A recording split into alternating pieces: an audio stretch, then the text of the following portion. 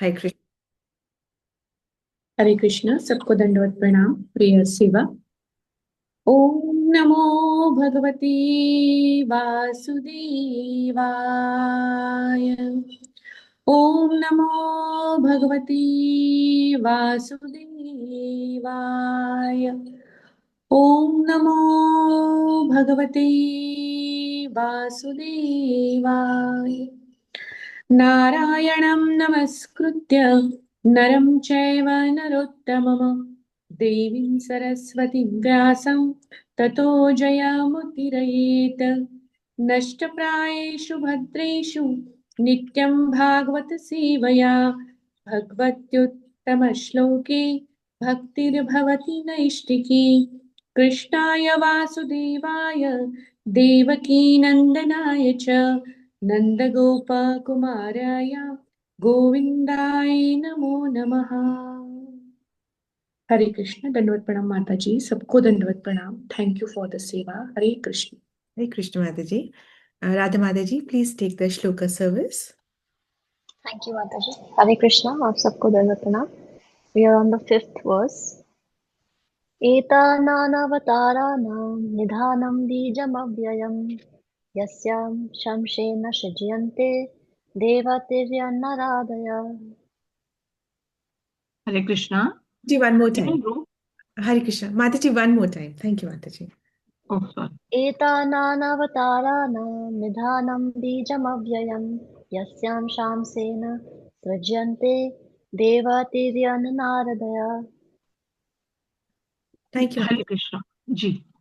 यह रूप पुरुष का द्वितीय प्राकृत्य ब्रह्मांड के अंदर नाना अवतारों का स्रोत तथा अविनाशी बीज है। इसी रूप के कणों तथा अंशों से देवता, मनुष्य इत्यादि विभिन्न जीव उत्पन्न होते हैं। जी। थैंक यू माता जी।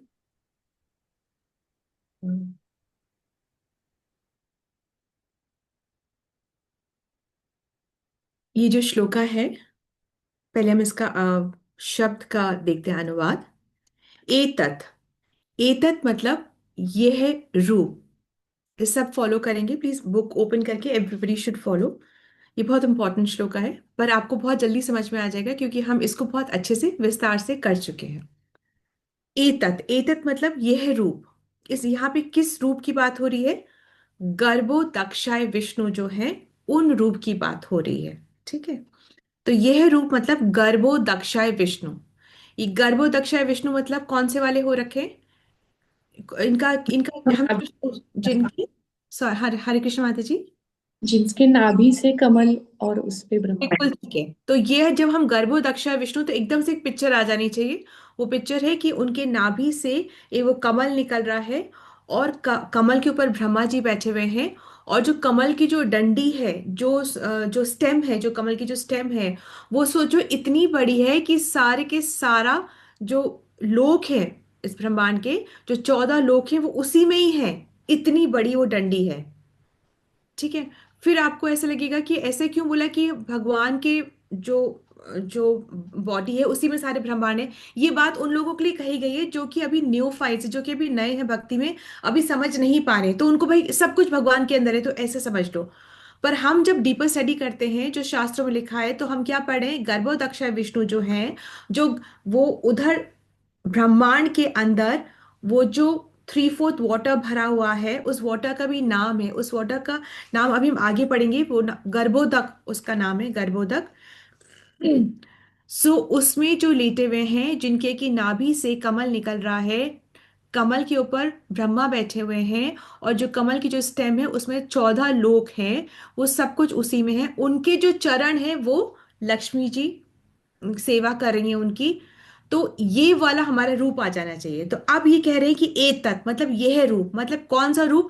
मतलब कि गर्भोदक्षाय वाला रूप। इस रूप की बात हो रही है अभी। इसके पहले हम महाविष्णु या कारणोदक्षाय विष्णु की बात कर चुके हैं। कितने महाविष्णु होते हैं या कारणोदक्षाय विष्णु कितने होते हैं? कल योगिता माता जी ने प्रश्न किया था। तो कितने होते हैं हमको याद है क्या? संख्या। ये एक ही है और एक इनसे ही है। ये एक है। जब हम बोल रहे हैं महाविष्णु कितने हैं, ये एक हैं। अब इनसे जो ये गर्भ, यही एक्सपैंड होते हैं गर्भोदक्षाय में। गर्भोदक्षाय मतलब कि ब्रह्मांड के गर्भ में जाते हैं। तो अभी गर्भोदक्षाय कितने हैं? असंख्य। ठीक है। अब इन गर्भोदक्षाय, ऑब्वियसली गर्भोदक्षाय वूम, तो इन्हीं से ही सब कुछ निकलता है। याद रख लेंगे हम, सारे अवतार इन्हीं से ही होते हैं, याद रख लेंगे हम। पर ये कहाँ से आ रहे हैं? मेन सोर्स तो कृष्ण है, वो नहीं भूलेंगे हम। भगवान तो कृष्ण ही है, वो अवतारी हैं। मतलब उनसे सारे अवतार हो रहे भाई, सब वही एक्सपैंड हो रहे। पुरुष अवतार में भी उन्हीं से महाविष्णु, उन्हीं से गर्भोदक्ष, महाविष्णु से गर्भोदक्ष विष्णु, और गर्भोदक्ष विष्णु से कौन एक्सपैंड होएगा? क्षीरोदक्ष विष्णु। ठीक है, अभी हम इसको, जस्ट बी विथ मी, अब हम धीमे धीमे चलेंगे इसमें। ठीक है, तो अभी हमने क्या बोला? एतत्, ये रूप, कौन सा रूप? गर्भोदक्ष विष्णु का जो रूप है उसकी बात हो रही है। फिर है नाना। एतत् नाना मतलब अनेक प्रकार के अवतरण, इनसे अनेक प्रकार के अवतार होते हैं, इन्हीं से ही अवतार होते हैं और फिर इन्हीं में समा जाते हैं। इन्हीं से अवतार होते हैं फिर इन्हीं में समा जाते हैं। ठीक है, अब ये जो इनके अवतार होते हैं, अब इसको हम आगे बढ़ेंगे। निधानम, बीजम, अव्ययम, ये तीन वर्ड को हम समझेंगे। निधानम मतलब कि जैसे वही स्टोर हाउस है, उन्हीं से सब कुछ निकलता है। परंतु डिफरेंस क्या है? स्टोर रूम में जो सामान रखा हुआ है, तो उससे जो सामान निकलेगा निकलेगा निकलेगा तो वो खाली हो जाएगा। ठीक है, पर इधर ऐसा नहीं होता। ना वो खाली होता है, जैसे कि वो खाली नहीं होता। ठीक है, ना ही कोई विकार आता है। ये कैसे समझाते हैं, अभी बताते हैं। कि जैसे कि भौतिक जगत में क्या होता है कि 1 + 1 2 हो जाता है, और 1 - 1 0 हो जाता है। भौतिक जगत में यही मैथ्स पढ़ी है हमने। परंतु स्पिरिचुअल जगत में क्या होता है?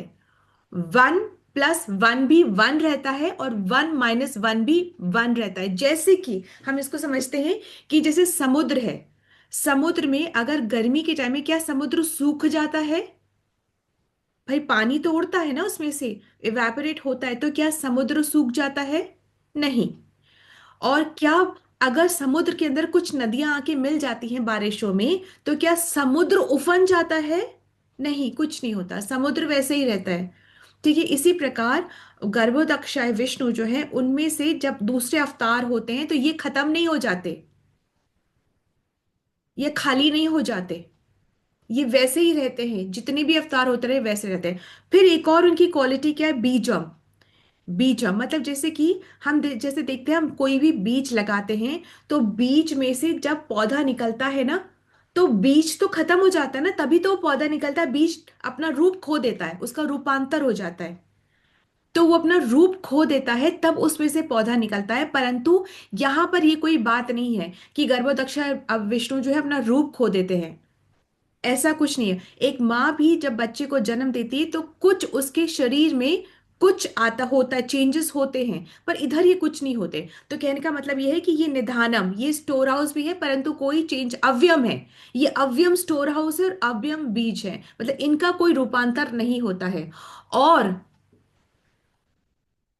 ये भी बात बिल्कुल ध्यान रखने वाली है कि बीज, मतलब हाँ चलिए यहीं तक समझते हैं। अब हम नेक्स्ट लाइन में आते हैं कि भाई ये ऐसे ही सब करते क्यों हैं, कि ये ऐसा स्टोर हाउस बनते हैं, फिर ये बीज भी, इनका रूपांतर भी नहीं होता, इन्हीं इन्हीं से सारे अवतार होते हैं। तो ये सब करते क्यों? क्योंकि इन्हीं के अवतार से जो आगे अवतार बनेंगे, उन्हीं से सारी सृष्टि की रचना होगी। मतलब कि देखिए यहाँ पे नेक्स्ट वर्ड आ रहा है यस्याम, मतलब कि जिसका, यस से मतलब कि जिसका, अंश मतलब पूर्ण अंश, इनका अंश कौन है? इनके कौन निकला? इनके अंदर से पहले कौन निकला है? गर्भदक्ष विष्णु से पहले कौन निकला है? ब्रह्मा जी। ब्रह्मा जी, बिल्कुल ठीक, यू हैव गॉट इट, एकदम ठीक है। ब्रह्मा जी, ये ब्रह्मा जी से फिर बाद में और मारीच और निकले हैं, और उनसे पूरा सृष्टि का सेकंड क्रिएशन हुआ है। Is that okay? यहां तक हम समझ गए ना? सेकंड क्रिएशन हुआ है, सृष्टि का सेकंड क्रिएशन हुआ है। तो अब बीज देने वाला कौन है? कृष्ण है। तो कृष्ण से सोचो, कृष्ण से महाविष्णु, पुरुषावतार महाविष्णु, महाविष्णु से गर्भोदक्षाय विष्णु, और गर्भोदक्षाय विष्णु से कौन है? हाँ। क्षीरोदक्षाय विष्णु। ठीक है, ये आपको सेटिंग पूरी पता चल गई है।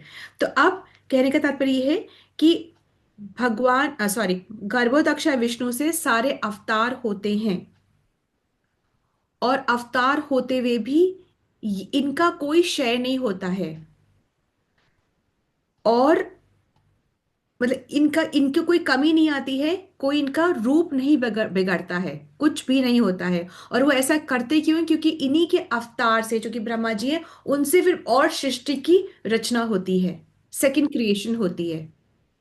ठीक है, यहां तक हम समझ गए। अब हम थोड़ा इसको पढ़ने की कोशिश करेंगे। माता जी आप पढ़ेंगे ये रूप। यह रूप पुरुष का द्वितीय प्राकट्य, ब्रह्मांड के अंदर नाना अवतारों का स्रोत तथा विनाशी बीज है।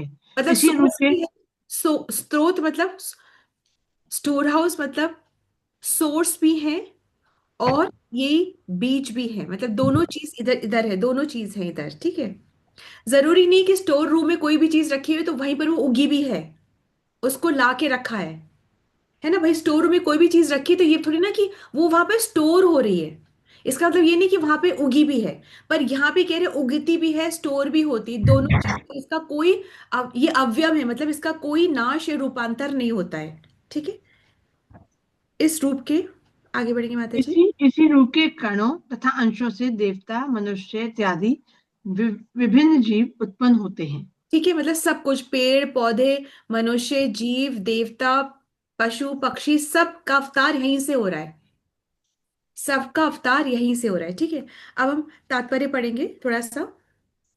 महत तत्व में असंख्य ब्रह्मांडों की सृष्टि कर लेने के बाद अच्छा, यह अब एक सेकंड, ये माता जी अब हम इसको थोड़ा सा क्लियर करेंगे कि ये महत तत्व मतलब की क्या बात है। महत तत्व क्या होता है? महत तत्व हम समझ रहे हैं कि क्या होता है, किसी कोई भी समझ पा रहा है कि महत तत्व क्या होता है? हाँ, एनीबडी, महत तत्व की क्या बात हो रही, क्या हो रहा है, हम इसको एक समझेंगे ना तो आगे हमारे लिए आसान हो जाएगा, बस इतनी सी बात है। तो आय तत्व मीन्स इम्पोर्टेंस, उसका हाँ, अच्छा, आय तत्व। कि हाँ इम्पोर्टेंट, ओके ओके, अच्छा ठीक है। तो यहाँ पे जो बोला जा रहा है कि देखो, जब जब प्रलय हो जाता है, जब कंप्लीट प्रलय हो जाता है, एक तो आंशिक प्रलय होता है, पार्शियल एनिहिलेशन, इस ये कब होता है? जब ब्रह्मा जी की रात होती है, ब्रह्मा जी दिन में काम करते हैं, रात में वो काम नहीं करते हैं। ठीक है, ये उनका सिद्धांत है। तो जब वो रात में काम नहीं करते हैं तो आंशिक प्रलय होती है, सब कुछ खत्म हो जाता है। ठीक है, अब उसके बाद में वक्त तो उतना ही लगता है जितना उनके ब्रह्मा जी के दिन में वक्त लगा, उतना ही उनकी रात में वक्त लगता है। परंतु वो रात में काम नहीं करते, दिन में ही सारे काम होते हैं, वो रात में काम नहीं करते। तो यहाँ पे जो रात, जब संध्या के बाद जब रात होती है, तब वहां पे कुछ काम नहीं होता, उस टाइम पे आंशिक प्रलय हो जाता है। उस समय में सारा जो चीज है ना वो खत्म होकर के वापस से गर्भोदक्ष विष्णु के अंदर प्रवेश कर जाती है, ये आंशिक प्रलय। अभी कंप्लीट प्रलय हो जाता है, तभी भी तो कोई रेस्टिंग जगह होगी। जिन लोगों ने भी पूरी भक्ति नहीं करी है, जिनका भी पूरा बचा हुआ है, तो रेस्टिंग प्लेस है, वो रेस्टिंग प्लेस में रहते हैं। ठीक है, अब रेस्टिंग प्लेस में रहते हैं। अब फिर उसके बाद वापस जैसे सृष्टि होती है, अभी वापस से सृष्टि कब होगी? जब महाविष्णु की इच्छा होगी, तब वापस से सृष्टि होगी। जब वापस से रचना होगी, सृष्टि होगी, तब क्या होगा? तो अभी तक क्या हो रखा है, सब कुछ स्टिल मोड में रहते हैं, मतलब 1:1:1, मतलब कुछ नहीं हो रहा, मतलब सब लोग एकदम चुपचाप है, एकदम अलग अलग है, चुपचाप है, अभी कोई हलचल नहीं हो रही, चुपचाप है। मतलब कि जो प्रकृति के जो तीनों गुण है, रजोगुण, तमोगुण और सतोगुण, ये तीनों 1:1:1 रेशो में, ऐसा अदरवाइज कभी नहीं होता। क्योंकि अभी कभी भी हमारे अंदर भी कभी सतोगुण ज्यादा हो रहा है, तो कभी रजोगुण ज्यादा हो रहा है, तो कभी तमोगुण ज्यादा हो रहा है। और सतोगुण भी प्योर नहीं है, सतोगुण भी कह रहे हैं ये सतोगुणी व्यक्ति है, अभी तो हमारा बहुत, हम सतोगुण में है, तभी भी कुछ कुछ रजोगुण आएगा, कुछ कुछ तमोगुण आएगा, तो कोई भी गुण प्योर नहीं है, और कोई भी गुण एकदम इक्वल अवस्था में नहीं है। ठीक है, परंतु अभी जब एक स्थिति होती है, जब सब रेस्टिंग मोड में होते हैं, तब सब कुछ एकदम सम अवस्था में रहता है। यहां तक हम समझ रहे हैं? प्रलय के बाद अभी सब कुछ सम अवस्था में है। उसके बाद जब भगवान की इच्छा होती है कि सृष्टि की रचना की जाए, तो वो दृष्टिपात करते हैं, मटेरियल जगत में क्या होता है कि वो मतलब बॉय एंड गर्ल मिलते हैं तो संतान की उत्पत्ति होती है। पर यहाँ पर सृष्टि की उत्पत्ति करने के लिए महाविष्णु सिर्फ दृष्टिपात करते हैं, मतलब सिर्फ देखते हैं।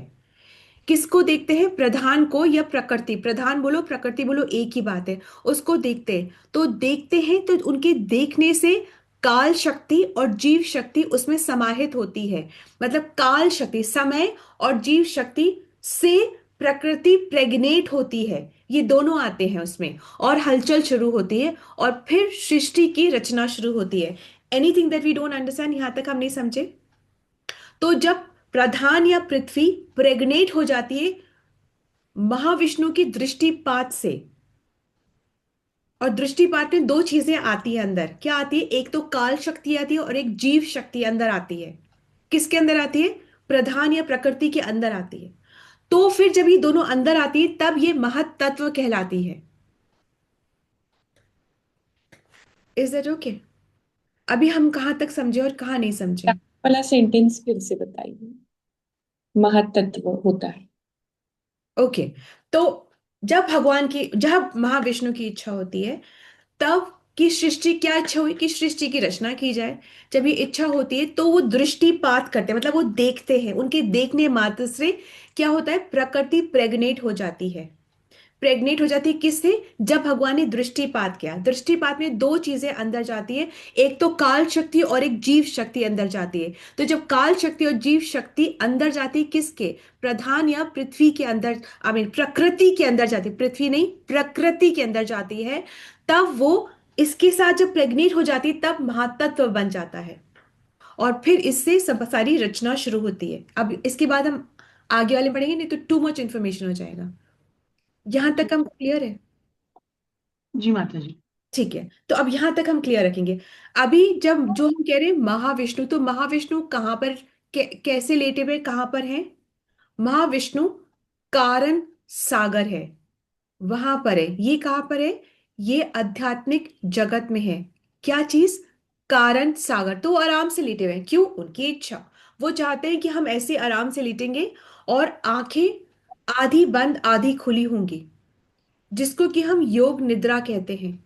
जिसको कि उनको सब पता है क्या हो रहा है, वो सब कुछ जान रहे हैं, सब कुछ कर रहे हैं, पर उनकी लेटने की जो अवस्था है ऐसे है। वो कारण कारण सागर में लेटे हुए हैं, ऐसे आधा आंखें बंद और आधा आंखें खुले में हैं।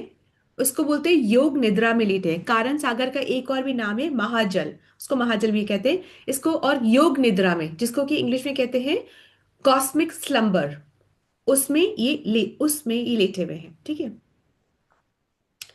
गर्भोदक्षाय के बारे में हमने क्या, फिर महाविष्णु से कौन आए? गर्भोदक्षाय। ठीक है, यहां तक। अब माता जी आप पढ़ेंगे। तो महातत्व मैंने आपको बता दिया, हमने चर्चा कर ली है।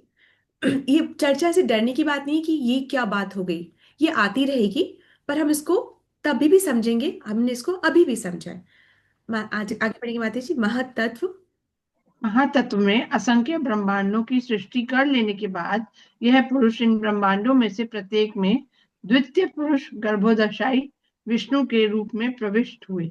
माता जी जैसे मतलब दृष्टिपात हुआ और फिर भगवान महाविष्णु खुद ने अपने आप को एक्सपैंड करा गर्भोदक्षिणा विष्णु के फॉर्म में, और वो वहां पर स्थित हो गए। ऐसे असंख्य ब्रह्मांड में असंख्य रूप में वो स्थित हो गए। अब वहां पर जब उन्होंने देखा कि ब्रह्मांड भर में अंधकार ही अंधकार तथा रिक्त स्थान है, विश्राम के लिए कहीं कोई आश्रय नहीं है, तब उन्होंने अपने पसीने के जल से आधे ब्रह्मांड को भर दिया और क्लियर? स्वयं उस चाहते क्लियर? यहां तक क्लियर है? उन्होंने आधे ब्रह्मांड को भर दिया अपने ही जल से, अपने ही पसीने के जल से, और स्वयं उसी जल में विश्राम करने लगी। यह जल गर्भोदक कहलाता है। ये जल क्या है? तब ये जल क्या है? ब्रह्मांड के गर्भ में जो जल है, इमेजिन कर लीजिए, ब्रह्मांड जो है उसके गर्भ में जो जल है, जिसके ऊपर गर्भोदक्षा विष्णु विश्राम कर रहे हैं, उस जल को क्या कहते हैं? गर्भोदक जल। इस तरह के आगे बढ़ेंगे। तब उनकी नाभि से कमल नाल अंकुरित हुई और उस फूल की पंखुड़ियों पर ब्रह्मांड के प्रमुख शिल्पी ब्रह्मा का जन्म हुआ। ओके, मैं यहाँ पे हम रुकेंगे। किसका जन्म हुआ? ब्रह्मा ब्रह्मा का जन्म हुआ। ठीक है, ब्रह्मा का जन्म हुआ। अब ब्रह्मा को शिल्पी कहा गया है। क्यों शिल्पी कहा गया है? शिल्पी का मतलब क्या होता है? जो रचनाकार होता है, जो काम करना। रचनाकार होता है, बिल्कुल ठीक। जो इंजीनियर होता है, जो कलाकार है, जो चित्रकार है, जो रचनाकार है, तो उसको शिल्पी कहते हैं। जो कि रचनाकार है, जो कि चित्रकार है, मतलब कि इसका मतलब है कि वो उसमें कलर भर रहा है। उसको कुछ मिला है, उसमें वो कलर भर रहा है उसने। जैसे अगर हम किसी में कलर भरेंगे तो शिल्पीकार जो होगा वो अपने शरीर से वो कलर कलर नहीं निकालेगा, या अपने शरीर से वो कागज या वो कुछ नहीं निकालेगा। ठीक है, उसको मिला है तो वो कर रहा है। जैसे अभी हम बोल रहे हैं कि मैंने चावल बनाए, तो चावल मैंने अपने शरीर से प्रोड्यूस नहीं करे हैं, है ना। मुझे चावल मिले हैं, या चावल का शुरुआत हुई कभी और चावल का अंत भी हो जाएगा कभी। तो उस ऐसी वस्तु से मैंने वो वस्तु बनाई है, तो मैं शिल्पकार ही हुई। मैं उसका उसका इनिशियल क्रिएटर नहीं हुई। तो क्रिएटर कौन है? वो तो कृष्ण ही है। ब्रह्मा कौन है? शिल्पकार है, ये शिल्पी है। समझ में आ गया? तो हमें बिल्कुल कंफ्यूज नहीं है कि ब्रह्मा ने नहीं, पहले तो कृष्ण ने ही किया है, उन्होंने दिया है, तो ये आगे इस पे वर्क कर रहे हैं। ठीक है, यहाँ तक हम क्लियर है ना? अब आगे बढ़ेंगे बातें जी। Thank you. ब्रह्मा ब्रह्मांड के शिल्पी बने और श्री भगवान ने श्री विष्णु रूप में इस ब्रह्मांड के पालन का भार अपने ऊपर ले लिया। ब्रह्मा की उत्पत्ति ठीक है माता जी, चलिए आगे बताते हैं। ब्रह्मा की उत्पत्ति प्रकृति के रजोगुण से हुई और श्री विष्णु सत्व गुण के स्वामी बने। ठीक है, श्री विष्णु तो हाँ, समस्त गुणों से ब्रह्मा ब्रह्मा क्या है? ब्रह्मा क्या है? ब्रह्मा जीव तत्व है। और वो किसका रिस्पॉन्सिबिलिटी लेते हैं? कौन से गुण की रिस्पॉन्सिबिलिटी लेते हैं वो? ब्रह्मा को रजो रजो सृष्टि की रजो रचना करने रजोगुण। हाँ, तो हम लोग जो रजोगुण में रहते हैं वो ब्रह्मा को हम ब्रह्मा को हम की हम पूजा या करते हैं। ठीक है, तो जो और विष्णु किसकी किसकी रिस्पॉन्सिबिलिटी लेते हैं? सतोगुण। सतोगुण की। ठीक है, परंतु विष्णु सतोगुण में नहीं है, विष्णु उससे भी ऊपर है। वो सतोगुण की सिर्फ रिस्पॉन्सिबिलिटी ले रहे हैं, परंतु वो खुद विशुद्ध सत्वा में है, वो उससे ऊपर है। उसके बाद पढ़ेंगे माता जी। श्री विष्णु समस्त गुणों से परे होने के कारण भौतिक प्रभावों से सदा अलग रहते हैं। वो अफेक्टेड नहीं होते, सतोगुण से किसी से अफेक्टेड नहीं होते। वो इन सब से अलग रहते हैं। ठीक है। इसकी व्याख्या पूर्व में की जा चुकी है। ब्रह्मा से रुद्र शिव उत्पन्न हुए हैं। ठीक है, एक मिनट। फिर से देखो, पढ़ो इसको। क्या है? ब्रह्मा से कौन उत्पन्न हुए? शिव जी। हाँ, रुद्र या शिव उत्पन्न है। परंतु शिव की जो लेवल है वो ब्रह्मा से ऊपर है। अब हम सोचें कि ये जो पुत्र है वो पिता से बड़ा बन गया। नहीं, ये सब को हमको नहीं सोचना है। जो शिव तत्व है वो ब्रह्मा से ऊपर है, क्योंकि ब्रह्मा जीव तत्व है। शिव क्या है? वो शिव तत्व है, जो कि भगवान के इक्वल में है। मतलब भगवान नहीं है, पर भगवान की मतलब लेवल जो है वो वही है। एक दूध है, कृष्ण दूध है, तो शिव दही है। तो ये लेवल है। ठीक है, तो ब्रह्मा से रुद्र मतलब शिव उत्पन्न हुए। ये हमने कर लिया ना? आगे पढ़ेंगे।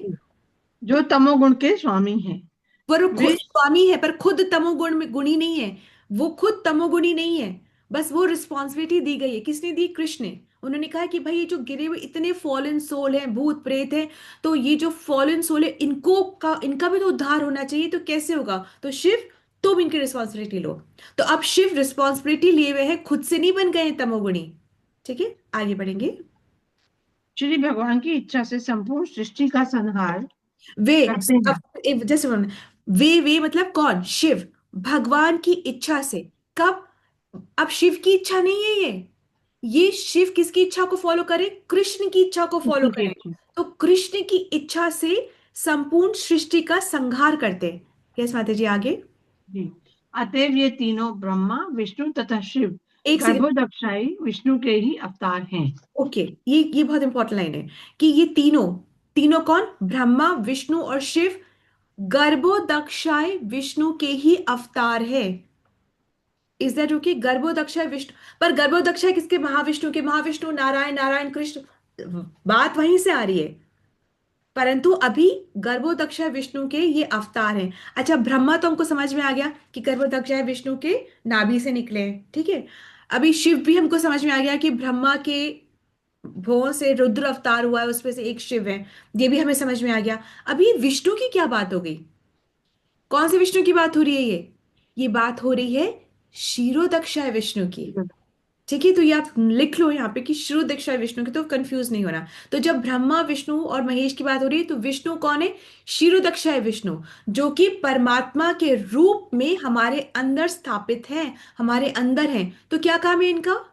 हमारे अंदर रह के क्या कर रही है, क्या काम है इनका? इनका क्या ऑब्जर्व है? ऑब्जर्व करते हैं। हाँ, दो उपद्रष्टा काम। है। इनके दो काम है। एक है उपद्रष्टा और एक है अनुमंता। अनुमान। उपद्रष्टा मतलब कि ये सब, इनको सब मालूम है, ये सब ऑब्जर्व करें कि इसकी क्या इच्छा है, इसका क्या करना है, इसका क्या चाहिए, इसके क्या, सब ऑब्जर्व कर रहे हैं।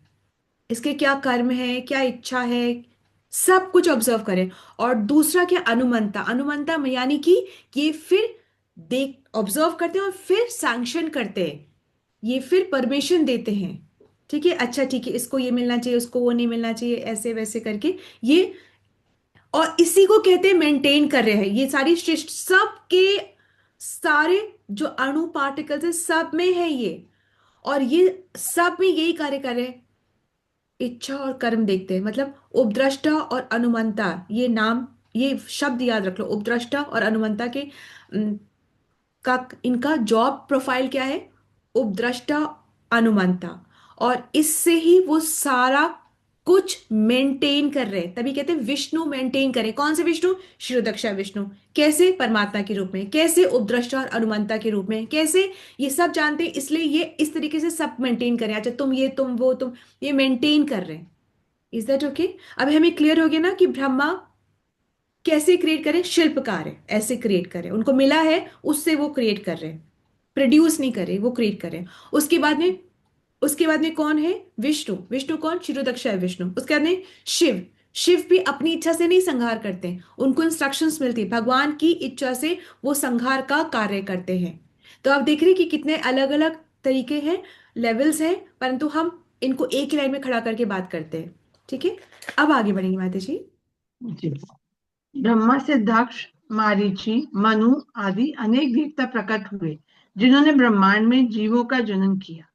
अच्छा, वेदों में इन यहाँ पर डार्विन्स थ्योरी रिफ्यूट हो गई। मतलब ऐसा कुछ नहीं है, ये सब, ये पहले ब्रह्मा, ब्रह्मा से ये सारे मरीच, ये सारे सारे हुए, और इनसे फिर अलग, इनसे अलग ऐसे हो चले गए। ऐसा जिसको जो बनना था वो बन के आया। ऐसे नहीं कि बंदर आदमी बन गया। ऐसा नहीं है कि बंदर पहले बंदर था फिर अब आदमी बन गया। अगर ऐसे ऐसे ही होना होता तो आज बंदर क्यों है, वो सारे आदमी क्यों नहीं बने? ऐसा नहीं है ये। शास्त्रों में ये पहले से ही लिखा हुआ है। डार्विन्स थ्योरी रिफ्यूटेड है। एक्चुअली रिसर्च क्या होता है? जो ऑलरेडी है उसको वापस वापस ढूंढ ढूंढ के अलग अलग तरीके से बताना। और जो शास्त्रों का क्या बात है कि वही बात को बार बार बताना, बिना बिना उसको चेंज किए। शास्त्र वही बात बताती है बिना चेंज किए। रिसर्च वही बात को चेंज कर करके बताती है। Is that okay? आगे बढ़ेंगे। जी। ब्रह्मा से दक्ष, मारीच, मनु आदि अनेक देवता प्रकट हुए, जिन्होंने ब्रह्मांड में जीवों का जनन किया। वेदों में इन गर्भोदक्षाय विष्णु की स्तुति गर्भ स्तुति के स्त्रोतों के रूप में की जाती है, जिनका प्रारंभ हजारों शिरों आदि वाले श्री भगवान के वर्णन से होता है। गर्भोदक्षाय विष्णु ब्रह्मांड के स्वामी हैं, और यद्यपि वे इस ब्रह्मांड के अंदर शयन करते प्रतीत होते हैं, किंतु वे सदैव दिव्य हैं। जस्ट माता जी, जस्ट गर्भोदक्ष है विष्णु ब्रह्मांड के स्वामी है। जो ब्रह्मांड है उसके स्वामी कौन है? गर्भोदक्ष है विष्णु। हमारे जीवात्मा के स्वामी कौन है? क्षीरोदक्ष है विष्णु। परमात्मा के रूप में ना हमारे अंदर क्षीरोदक्ष है।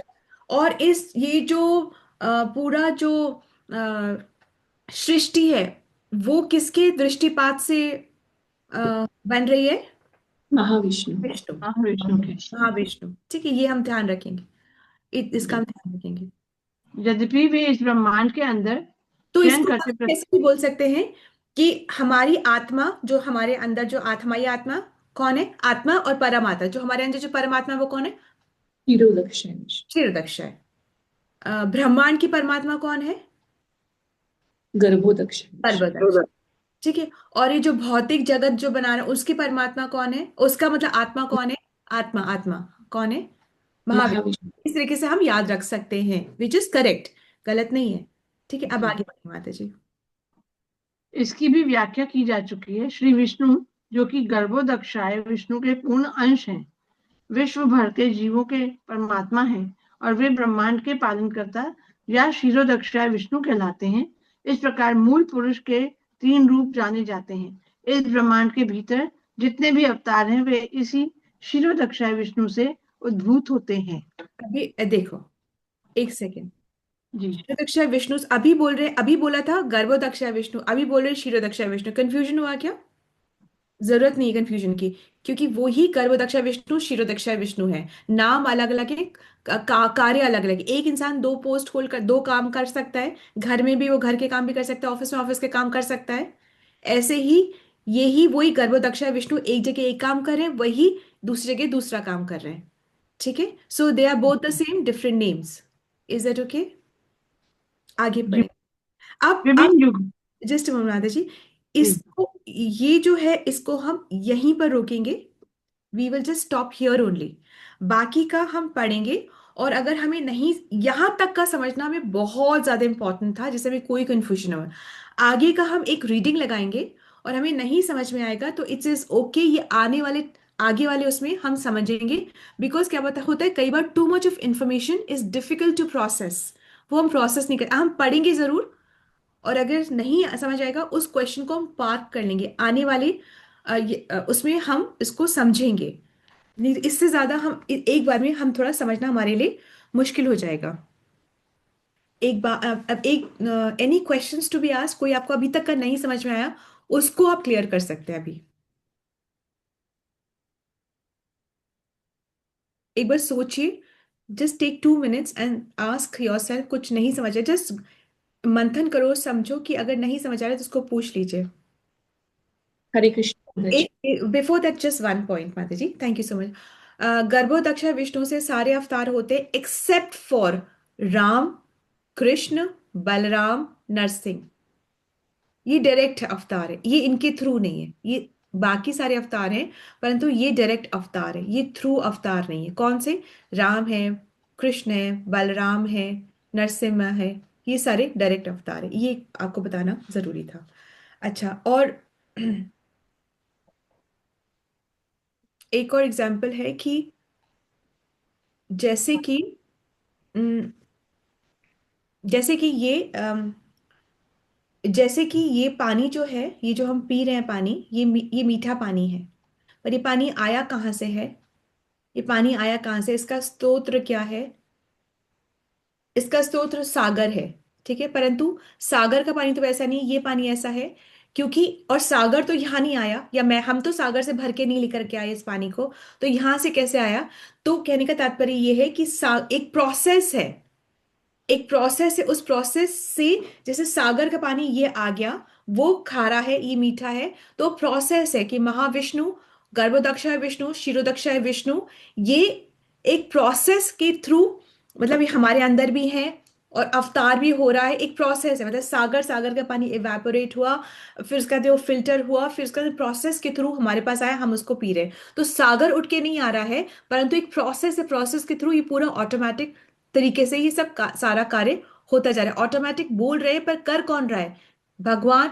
ऑटोमेटिक कुछ भी नहीं होता, ऑटोमेटिक के पीछे एक बहुत बड़ी साइंस या मशीन होती है। इसी प्रकार से ये ऑटोमेटिक कुछ भी नहीं होता कि हमारे अंदर परमात्मा, ये पूरा इज कंट्रोल्ड बाय कृष्णा।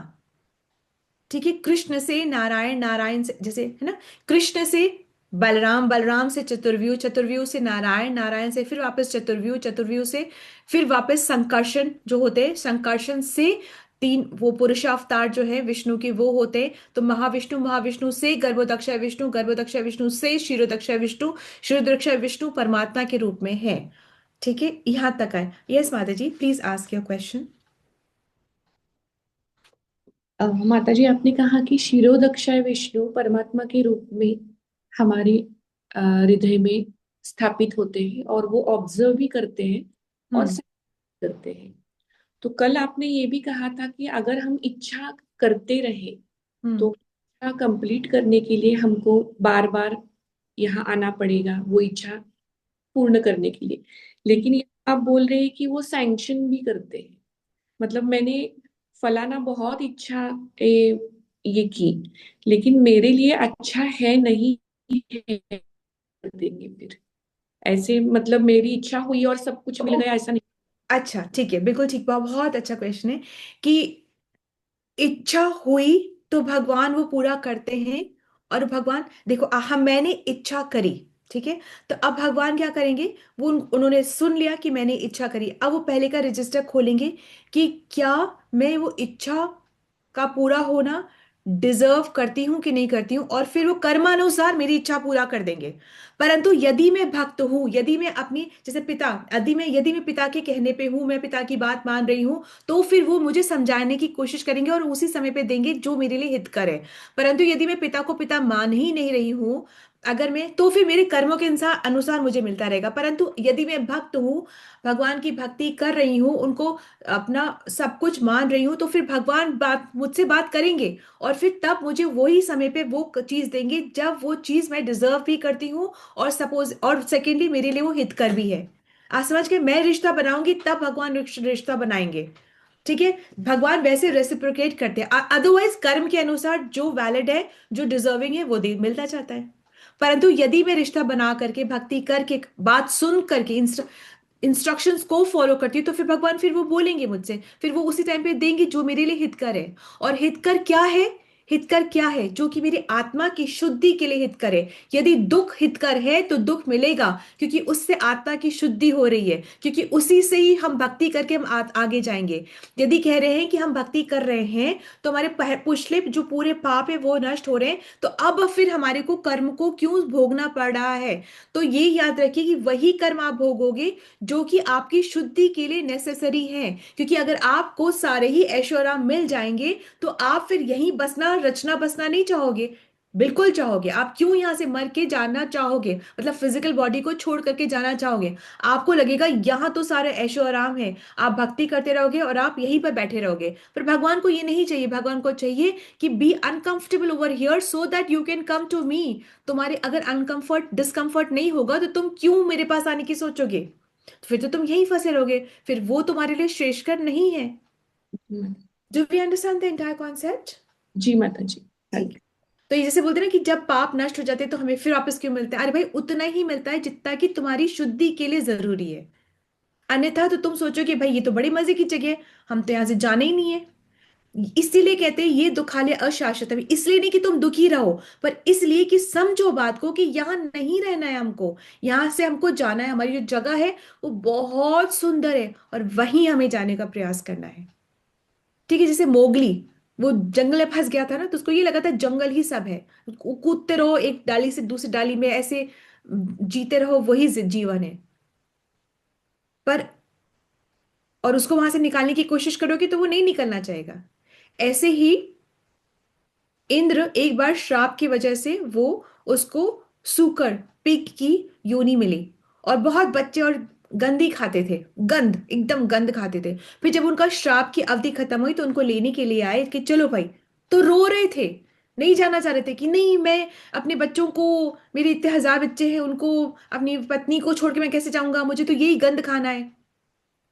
ठीक है, तो ये बताना पड़ता है कि नहीं, ये गंध है, ये दुखालय अश्वासतम है। इसका ये मतलब नहीं कि हम दुखी रहे, पर समझना है कि ये दुखालय अश्वासतम है। इज दैट क्लियर माता जी? ठीक है, बस इतना ही। इसके आगे का आप पढ़ेंगे, और जो आपके अंदर क्वेश्चंस बनेंगे उसको हम नोट डाउन करेंगे। This will be addressed in the next sessions, परंतु बहुत ज्यादा कंफ्यूज नहीं होना है, यहां तक का हमको क्लैरिटी रखनी है। Is that okay? ठीक है।